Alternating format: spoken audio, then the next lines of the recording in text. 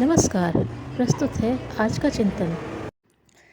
किसी व्यक्ति की उपासना सच्ची है या झूठी, उसकी एक ही परीक्षा है कि साधक की अंतरात्मा में संतोष, प्रफुल्लता, आशा, विश्वास और सद्भावना की कितनी मात्रा में अवतरण हुआ।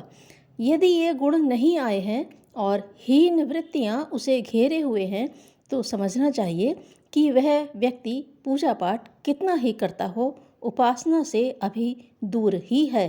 पूजा पाठ अलग बात है, उपासना अलग। उपासना के लिए पूजा पाठ के कर्म कांड की चिन्ह पूजा करते रहने मात्र से उपासना का उद्देश्य प्राप्त नहीं हो सकता।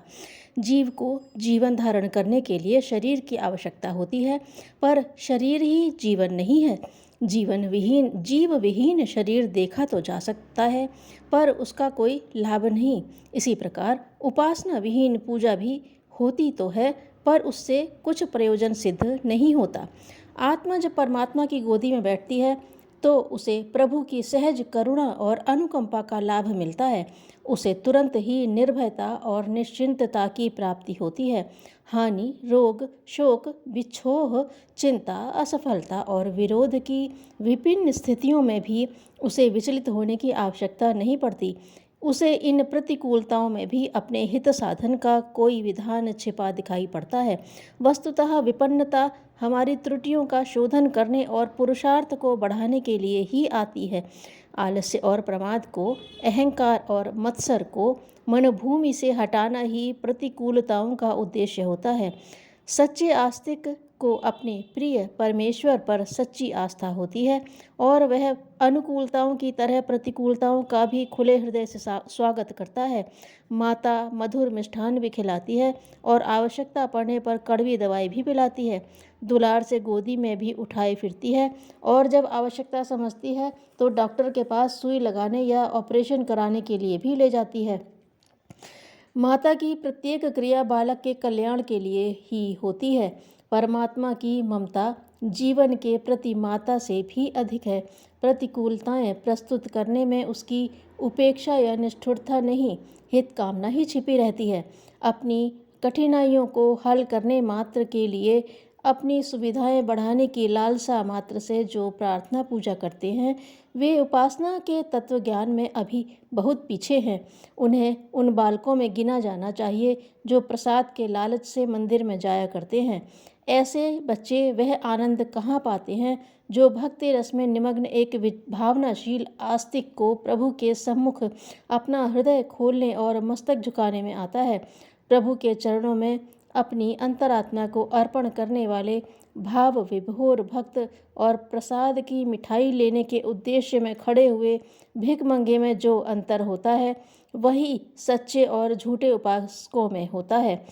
एक का उद्देश्य परमार्थ है, दूसरे का स्वार्थ। स्वार्थी को कहीं भी सम्मान नहीं मिलता।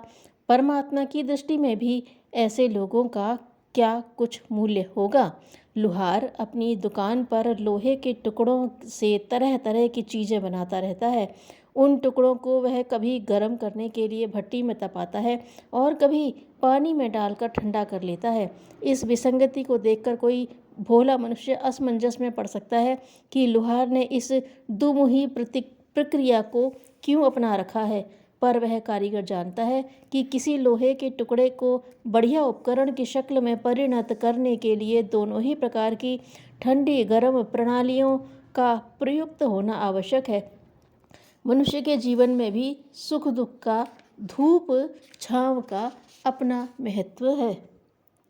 दिन रात की अंधेरी उजाली विसंगतियां ही तो कालक्षेप का एक सर्वांगपूर्ण विधान प्रस्तुत करती हैं।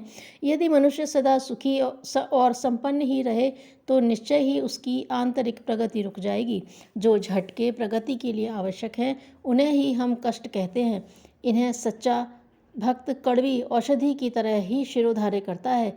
सन्निपात का मरीज जैसे डॉक्टर को गाली देता है, वैसी भूल समझदार आस्तिक ईश्वर के प्रति नहीं कर सकता।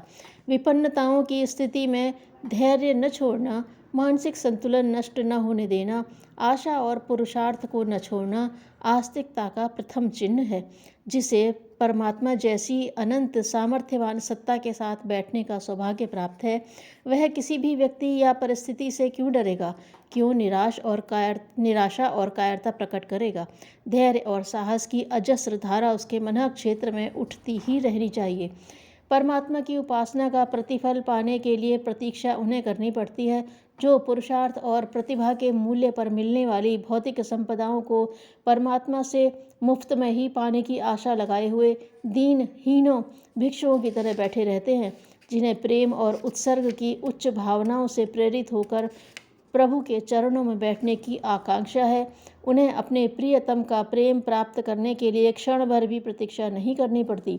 उपासना वासना की आग को बुझाती है, तृष्णा की जलन को शांत करती है, चिंता, भय और घृणा को एवं उन व्यथाओं को हटाती है जो मानव जीवन को निरंतर अशांत बनाए रखती है। उपासना और आत्मशांति एक ही वस्तु के दो पहलू हैं। आत्मा अपनी उद्गम सत्ता परमात्मा की ओर उन्मुख होगी तो निश्चय ही उसे प्रकाश मिलेगा। अभिमान की पराकाष्ठा व्यक्ति को जड़ मूल से नष्ट कर देती है। धन्यवाद।